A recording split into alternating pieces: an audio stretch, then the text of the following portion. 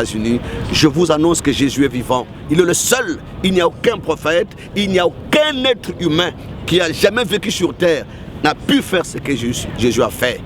Vous direz qu'un tel a fait les miracles, oui. Un tel a guéri les malades, oui. Mais qui après sa mort est ressuscité? Il a vaincu la mort.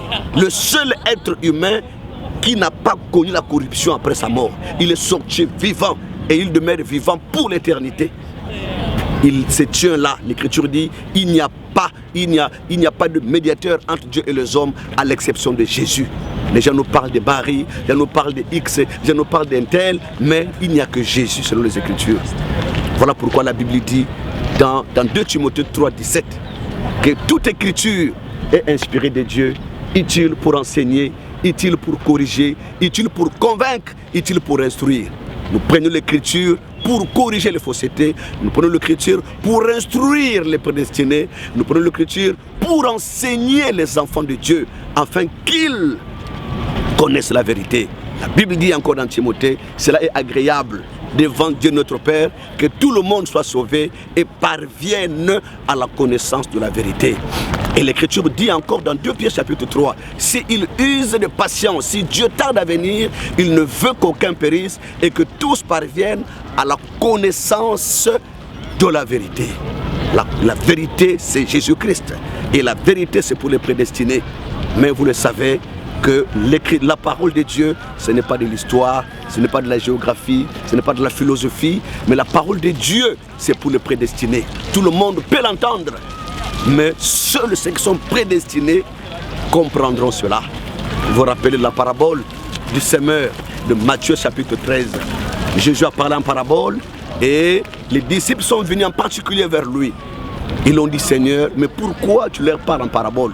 Jésus a répondu, il dit, je leur parle en parabole, c'est parce qu'il vous a été donné de comprendre le mystère du royaume et que cela ne leur a pas été donné.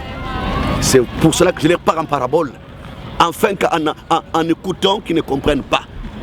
Qui ne comprennent pas et qui ne se convertissent au point et qu'ils ne soient pas sauvés. Mais heureux sont vos oreilles parce qu'elles comprennent, heureux sont vos yeux parce qu'ils voient. Car beaucoup de prophètes ont désiré voir ce que vous voyez et entendre ce que vous entendez, mais cela vous a été prédestiné. Donc, peuple de Dieu, vous qui aurez l'opportunité de visionner cette bande ou de suivre ces images, je vous apporte un message de salut. Le salut n'est qu'en Jésus-Christ. Nous ne l'avons pas ailleurs, bien-aimés. La grâce avec Dieu, c'est que l'homme n'est pas sauvé sur la base de ce qu'il a, sur la base de ce qu'il a fait. Non. L'homme ne sera pas jugé sur la base de ce qu'il a fait, mais l'homme sera condamné par Dieu s'il rejette la grâce de Dieu. Car tout homme est né pécheur. Ne pense pas comme moi, je suis né pécheur, j'ai mal vécu, j'ai eu un passé sombre, je n'ai pas de possibilité pour être sauvé. Non, bien-aimé, l'homme sera condamné par Dieu, ce n'est pas parce qu'il est né pécheur, mais l'homme sera condamné, c'est lorsqu'il aura rejeté la grâce de Dieu. C'est ce qui amènera l'homme à la condamnation. Mais jusqu'aujourd'hui, Dieu donne le salut, il est gratuit. C'est ça l'amour de Dieu. Le salut, c'est l'expression de l'amour de Dieu. Dieu donne le salut à l'homme.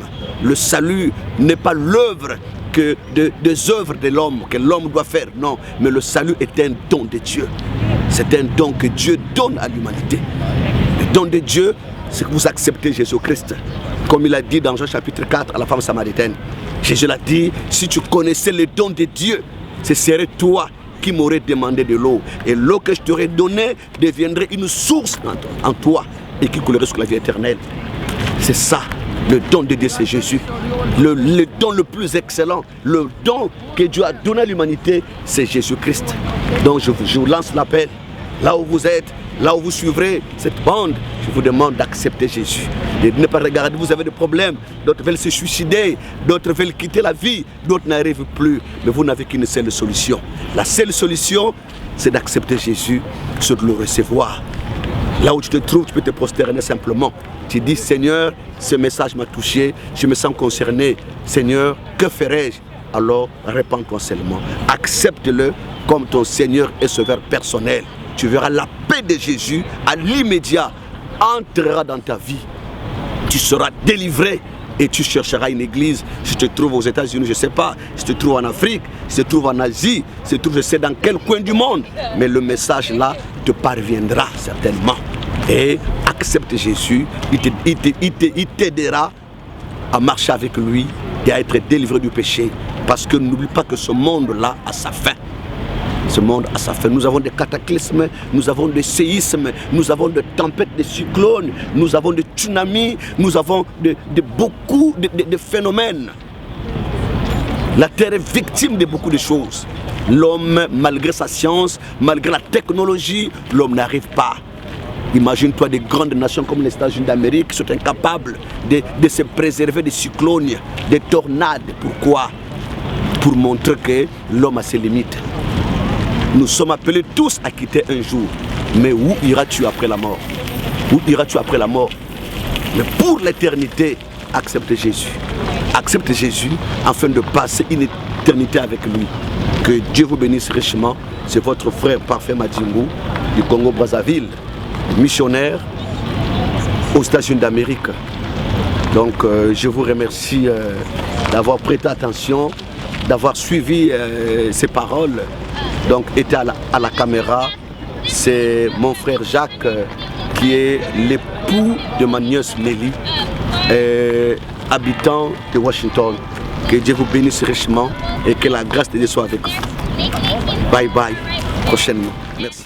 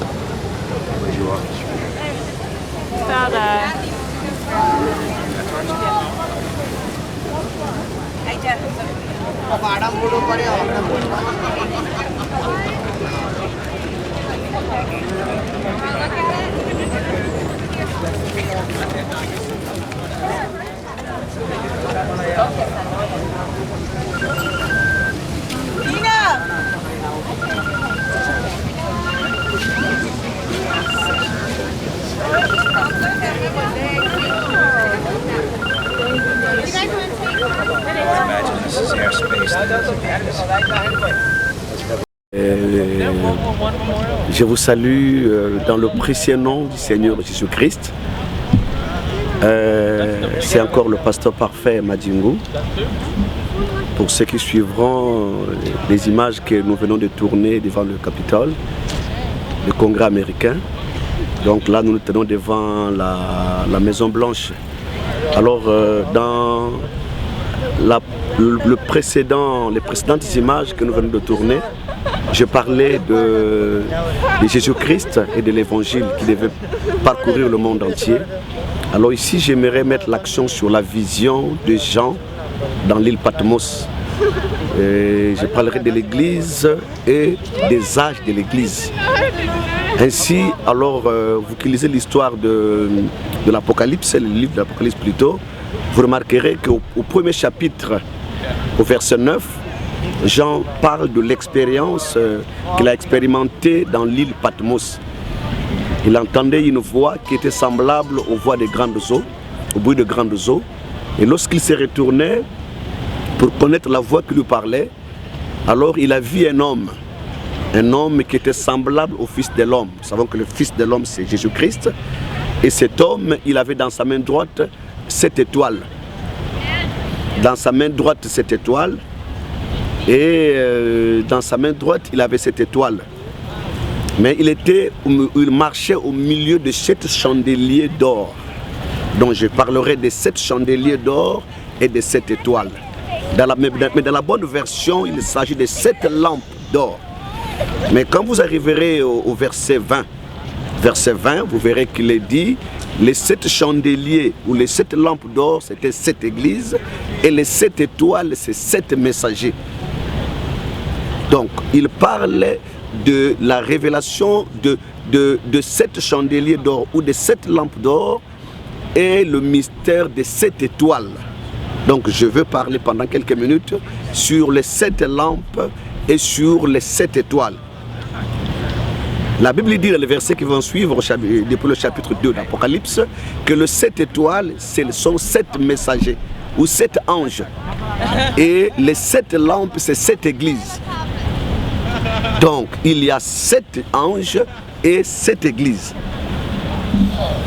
N'oubliez pas que nous sommes dans le livre de l'Apocalypse. Apocalypse, c'est un livre de symboles. Donc, il faut une révélation pour que chaque symbole soit dévoilé. Ainsi, les étoiles sont des anges et des anges sont des messagers et les messagers aux 7 églises. Maintenant, nous voulons entrer dans la révélation de cette église et 7 messagers. Nous savons bel et bien que Dieu n'a pas 7 églises, mais Dieu a une seule église. Comme il l'a dit dans Matthieu chapitre 16, s'adressant aux disciples, que sur ces rocs, je bâtirai mon église. Jésus a une église qu'il a bâtie, qui a commencé à la Pentecôte. Donc, cette église, c'était les églises qui se trouvaient bel et bien en Asie mineure. Il y avait l'église d'Éphèse, il y avait l'église de Smyrne, l'église de Pergame, de Thyatire, de Sardès, Philadelphie et Laodicée. C'est des églises qui ont existé dans l'Asie mineure, qui n'étaient que des symboles. Chaque église avait des caractéristiques qui révélaient ce que l'église allait traverser. Alors pour être, comme j'aurais passé le temps ici, j'aimerais aller un peu vite dans mon exposé pour dévoiler le mystère des 7 étoiles et des 7 lampes d'or. Donc les 7 lampes d'or, ce sont les 7 églises qui se trouvaient en Asie mineure. Mais dans la révélation, il s'agit de 7 périodes que l'église a traversées depuis sa naissance à la Pentecôte. Donc Jésus a une église, mais qui a traversé 7 périodes. Et la dernière période, autrement appelée période, on appelle les âges. Les 7 périodes que l'église a traversées, dans le langage prophétique, il s'agit des âges. L'église qui est née à la Pentecôte a traversé 7 périodes. La première période, c'est appelée l'âge d'Éphèse, l'âge de Smyrne, l'âge de Pergame, l'âge de Thyatire, l'âge de Sardès, de Philadelphie et l'âge de Laodicée. C'est ainsi, nous sommes actuellement dans l'âge de Laodicée. Et nous devons savoir que dans chaque âge, Dieu a envoyé un messager. La Bible, dans Apocalypse, là où nous venons de tirer notre sujet, il parle des 7 étoiles. Donc, qu'est-ce qu'une étoile? Une étoile est une étoile, dans un langage prophétique, dans la révélation. Que fait l'étoile? L'étoile reflète la lumière sur la terre. Donc, une étoile est un ange. Un ange est un messager et un messager apporte un message. Dieu, il a des messagers célestes et des messagers terrestres. Mais les anges dont il est mention ici, comme l'avait dit, comme la révélation le révèle dans l'Apocalypse, vous allez voir que les 7 étoiles sont 7 anges. Donc il ne s'agit pas des anges célestes, mais des anges terrestres. Parce que les anges, le mot ange veut dire messager. Dieu a des messagers célestes comme Gabriel, messagers célestes comme Gabriel, comme Michael. Dieu a aussi des messagers terrestres qui sont les prophètes. Comme il s'agit des églises, cela a un rapport avec la terre. Donc ces messagers, ces anges, sont des messagers terrestres. Dans chaque âge, dans chaque période que l'église a traversée, Dieu a envoyé un ange, autrement dit un messager.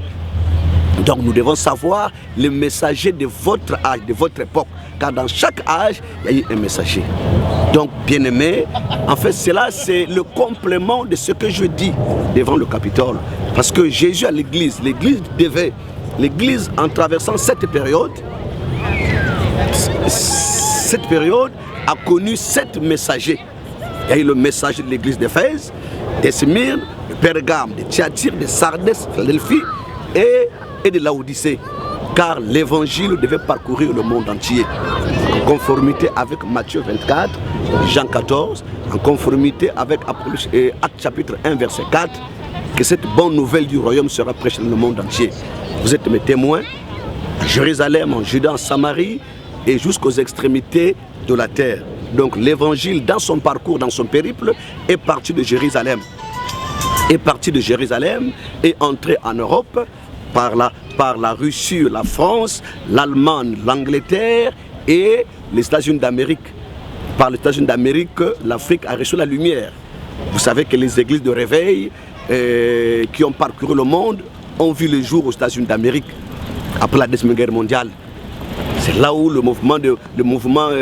la manifestation du don spirituel a commencé aux États-Unis d'Amérique en 1906, lorsque les dons se sont répandus, le don de l'esprit, dans l'avenir Sousa, c'était aux États-Unis d'Amérique. Et le don commence à opérer, il y a eu des messagers, il y a eu des serviteurs de Dieu qui ont parcouru le monde, qui ont apporté l'évangile en Asie, en Europe et en Afrique. Et nous avons connu de grands hommes qui ont marqué l'histoire de l'Église, qui ont été des Européens, qui ont été des Américains, qui ont été ainsi de suite. Et aujourd'hui, l'évangile est arrivé aussi en Afrique. Nous sommes des Africains, moi qui vous parle ici, un Africain, je suis arrivé aujourd'hui aux États-Unis. Donc les Blancs ont apporté l'évangile en Afrique. Aujourd'hui, c'est aussi au tour des Africains d'apporter l'évangile en Occident, accomplissant la grande prophétie du 7e siècle de l'âge que l'Afrique vous enverra des missionnaires. Donc, bien-aimés, c'est un sujet important, quoique je n'aurai pas le temps de l'approfondir. L'Église de Jésus a traversé cette période appelée 7 âges de l'Église. Et vous devez savoir dans quel âge vous vivez et dans quel est le messager de votre âge. Ça, c'est le sujet capital. Parce que l'évangile, quand il est prêché, nous devons voir le détail de ce que Dieu fait dans chaque âge.